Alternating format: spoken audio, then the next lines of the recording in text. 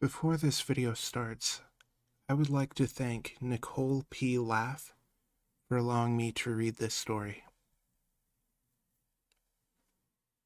When I was growing up, my mother sternly warned me about walking under the trees. Didn't matter how hot it was either. We were not allowed to walk under the trees. And no, that wasn't a warning only my mom told us. All the parents in my tiny village gave us this warning.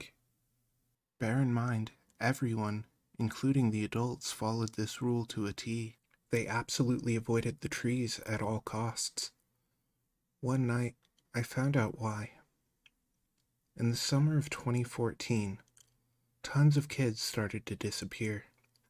Like they would be seen that day, and then just up and vanish.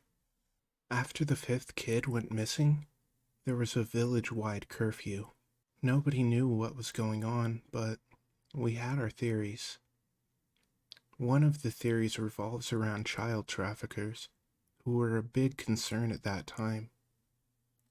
Looking back, I wonder if some of the adults just knew and kept it to themselves. Maybe they were hoping that they were wrong, but knew deep down that they were right. Kids started popping up in strange spots, in the tops of trees and such. Their bodies would be ripped apart, their stomachs torn open, and organs spilling out everywhere. That's how they found my best friend, Rabbit. Rabbit was an odd kid, and he loved to climb trees. His parents had moved here from Wales, and, despite the warnings, Rabbit could never give up climbing trees. He had gone missing in the spring and found in the heat of the summer. His body had completely rotted away by the time the detectives found him.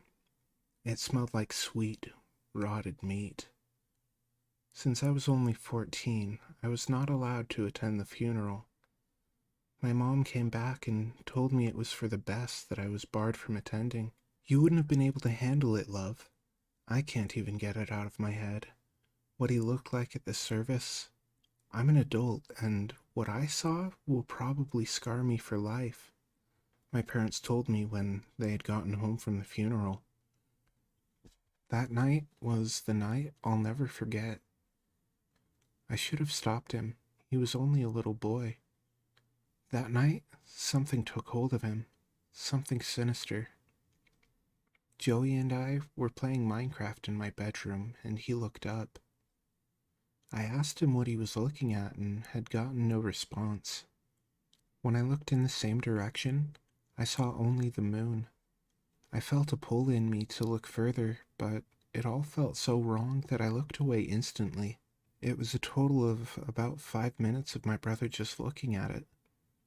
Then he walked away.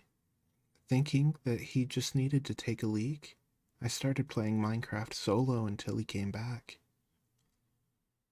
Another minute and a half, and I heard the front door opening and closing.